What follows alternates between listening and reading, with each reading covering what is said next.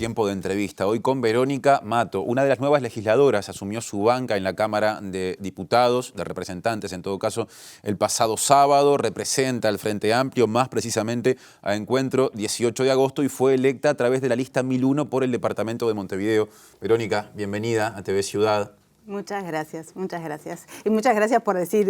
Es cierto, nos informamos previamente para decirlo correctamente, ¿no? La verdad, se agradece. Muy bien, en un contexto de nuevos sectores que han surgido en el Frente Amplio, llegás al Parlamento a través de Encuentro 18 de agosto, una agrupación que en su momento, a ver si lo digo correctamente, sí, se generó en torno a la precandidatura, precandidatura a la presidencia de la República de Óscar Andrade, y después se mantuvo ligada a lo que fue la 1001, la lista 1001, ya en su presentación en la elección de octubre. ¿Está bien explicado así? Sí, más o menos. A ver ¿cómo o sea, es? sí nacimos de la misma forma que lo narraste, el 18 de agosto de 2018, lanzando, ¿no?, la precandidatura de Óscar Andrade. Eso explica el nombre del movimiento. Eso explica el nombre, sí. Es como que todo se nos dio. Además, después cuando fuimos a hacer la lista, mucho tiempo después, nos salió que estaba el 1808, dijimos, está, bingo. Bien. Y nosotros sacamos, para las elecciones de noviembre, sacamos lista propia, pero asimismo formamos parte de lo que se llama Unidad para los Cambios, que es el sublema Unidad para los Cambios. Claro, el sublema Unidad para los Cambios, y en el marco de una alianza con la lista 1001 y otros grupos también, fue que entramos a formar parte del Poder Legislativo. Bien, ahí sí, con todos los elementos arriba de la mesa en términos sectoriales y de alianzas, que en esto son muy importantes, llegamos a la situación actual. Ya sos diputada, no ya electa, sino diputada en funciones, en ejercicio del cargo, podríamos decir. ¿Cómo son los primeros días de alguien que llega por primera vez al Poder Legislativo? Ay, súper intensos. Por lo menos para mí, súper intensos, porque, bueno, es acomodar, ¿no?, el trabajo, todo el trabajo de la Secretaría, de toda la parte, digamos, de papeles, ¿no? Armar el trabajo, conocer a un montón de personas. Es bastante intenso y de organización. Además, estamos en un momento político en el cual, hay mucho trabajo con el tema de la ley de urgente consideración. Entonces es bastante removedor. Estos días son días de que me levanto a las 6 de la mañana y me acuesto muy, muy cansada. Claro, el Parlamento tiene toda esa otra parte del trabajo, que es lo que habitualmente mostramos a través de los medios de comunicación cuando de repente vamos un rato a una sesión y se pierde todo este otro trabajo, que vaya si será intenso. Sí, por supuesto. A veces la gente, pero está bien que la gente piense que nosotros trabajamos los martes y miércoles, que son las sesiones, porque quizás nosotros no decimos, ¿no?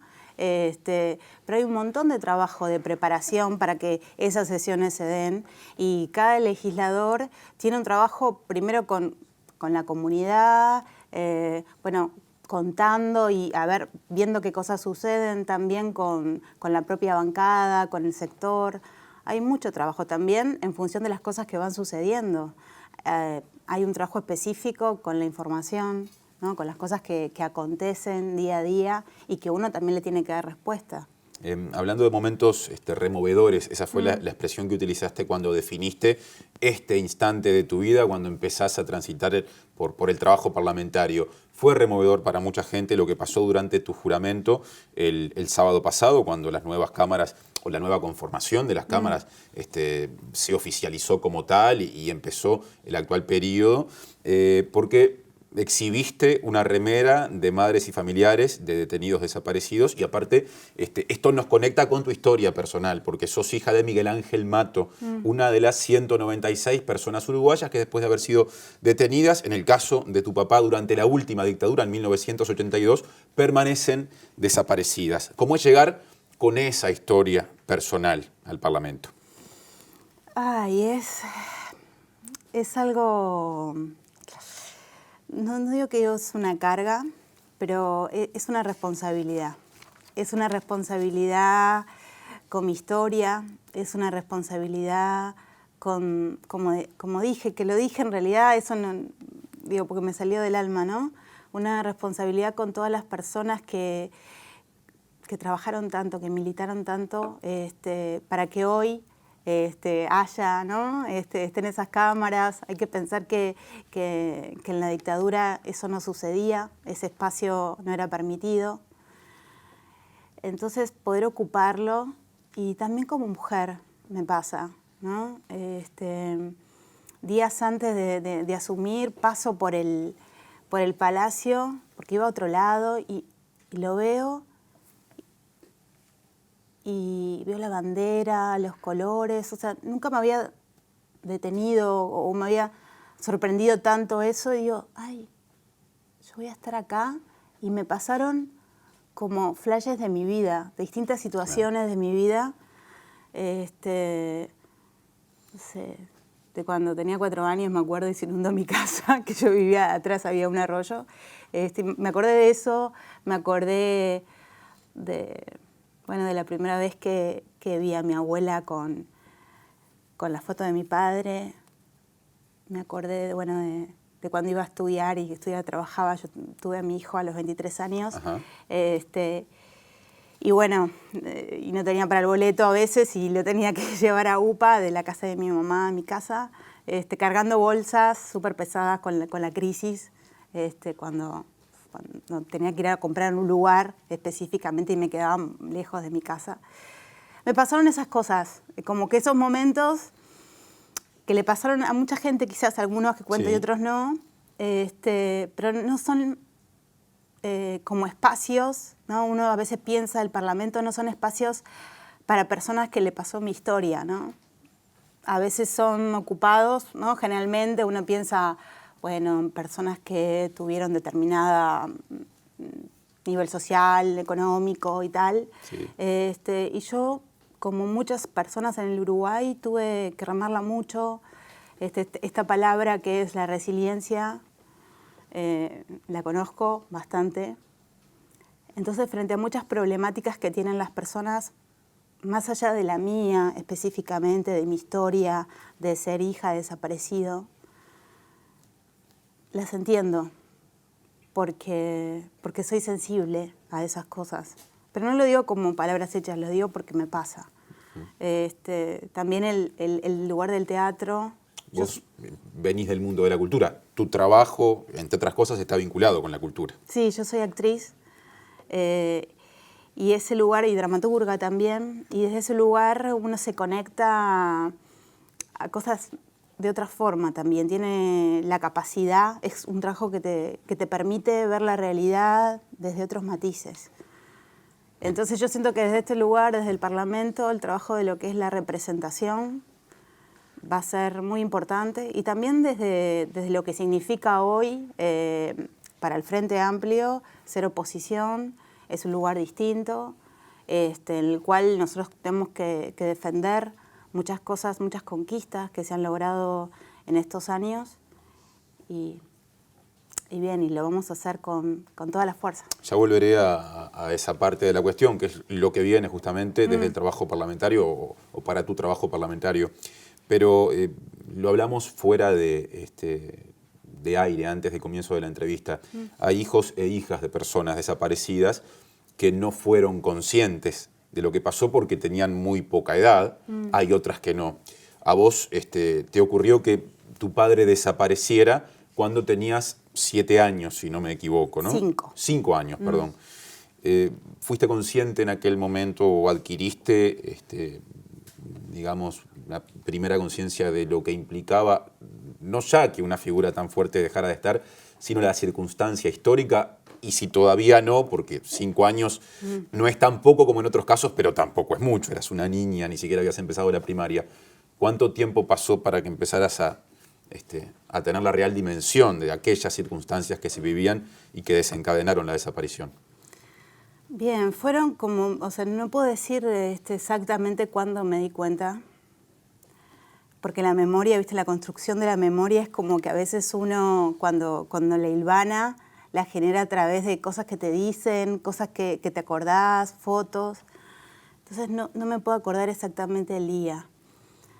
Lo que sí recuerdo es esas 2 mujeres muy valientes que me protegieron mucho, que son mi mamá y mi abuela paterna. que nosotros en ese momento, el que trabajaba era mi papá, mi madre estaba desocupada y mi abuela tenía una pequeña pensión. Y bien, y mi madre y mi abuela pusieron una sucursal de panadería, pusieron un pequeño negocio, vendían pollos, o sea, más allá de lo que tiene que ver con lo triste y el dolor que genera para una familia eso, también hay cuestiones prácticas del día a día que tienen que ver con una familia que pierde totalmente las garantías, o sea, que se queda sola, y a veces la gente dice, bueno, la comparación con lo que es ahora, con lo que sucede ahora, cuando matan a tal o cual. Nosotras no teníamos ninguna garantía y ni siquiera nuestros amigos se podían acercar a nosotros porque la casa estaba marcada. Había una situación de aislamiento. Había una situación de aislamiento total en el cual nosotros no sabíamos nada, no teníamos respuesta de nada y tampoco económicamente teníamos ningún respaldo. Claro. Entonces era una familia de 3 mujeres, 2 adultas y una niña que salieron adelante, pero salieron adelante con mucha valentía y saliendo del dolor, ¿no? Yo creo que el recuerdo más triste para mí de la dictadura fue cuando salieron los presos. Las personas, claro, privadas de libertad que estuvieron hasta el final, decís. Claro. 84, 85. Porque mi papá no salió. Claro. Hay una ausencia que remite a esa pérdida. Se respeta el llanto y la emoción y se le da espacio si es necesario, porque se entiende que son historias muy fuertes. A la pasada, en la respuesta anterior, mientras iba silvanando esa historia, pusiste el ojo, creo, en un asunto interesante, que yo tengo la sensación de que en el Uruguay de estos días, capaz que de los últimos meses, en el que ha habido también cambios en el mapa político, se ha puesto en discusión como no estaba hace un tiempo. Dijiste algo así como no es comparable esta situación a la de las pérdidas que se dan bajo el paraguas de la democracia por situaciones de la inseguridad ciudadana o cotidiana. Y creo que es una definición muy importante esa. Sí, porque hablando en términos, ¿no?, políticos, de todo lo que significa el peso que se le da, que se le ha dado en esta campaña, ¿no?, a lo que tiene que ver con la inseguridad. Yo entiendo a esas personas. Yo el peor momento de inseguridad de mi vida lo pasé ahí. Claro. Cuando no habían las más mínimas garantías. Entonces, muchas veces sucede ahora que la gente compara eso, o sea, lo que nos pasó con lo que está pasando ahora. Y realmente son cosas que no tienen nada que ver. Realmente no tienen nada que ver. Nosotros ahora estamos en un estado de derecho en el cual una persona no sufre un delito y bueno, se busca, ¿no?, le asesinan a un familiar y se busca dónde está, se puede hacer una denuncia. Nosotros no tenemos derecho a nada, el más mínimo derecho. O sea, mi madre iba a los cuarteles a preguntar y le decían, no, señora, usted está loca, usted no sé qué. Nadie te decía nada, no podías hacer una denuncia, te tenías que quedar en tu casa solo resistiendo. Hoy en día hay un sistema que protege de otra forma los derechos, pero de otra forma bien distinta. Lamentablemente hay una situación, y yo no voy a negar que sí exista una situación, ¿no?, en que la gente se siente insegura en algunas situaciones. No voy a negarlo, porque yo, por suerte, recorro los barrios, por suerte estoy con la gente y siento, ¿no? La otra vez estaba hablando con una señora que me contaba en un comité que, bueno, que la habían robado, ¿no? Y yo 3 o 4 veces, ¿no?, hacía en poco tiempo. Y yo le digo, pero ¿qué pasó? ¿Te agarraron de cande? Le digo, y me dice, le pasa que estoy sola con mi hijo y se dieron cuenta y la señora perdió su trabajo, un montón de cosas le sucedieron, ¿no? O sea, yo no voy a negar que haya personas que le pasen esas cosas, pero hay determinados instrumentos por los cuales hoy uno tiene otras garantías. Claro. Entonces es como... no hay forma de comparación, no hay forma de comparación. Y la verdad que a mí, o sea, muchas declaraciones que hoy escucho, por ejemplo, la de Rivera Elgue. El futuro subsecretario del Ministerio de Defensa Nacional. Sí, que una cosa que creo que tenemos que tener nosotros como representantes, como servidores públicos, en espacios en los cuales se nos da la palabra, por ejemplo, en o en un medio, de ser muy respetuosos con lo que es la historia. Porque a mí las palabras, a mí y a muchos, las palabras de Rivera Elgue o de Raúl Lozano. Senador suplente que va a asumir el 1 de marzo. Sí, senador. Por cabildo abierto, ambos. Por cabildo abierto.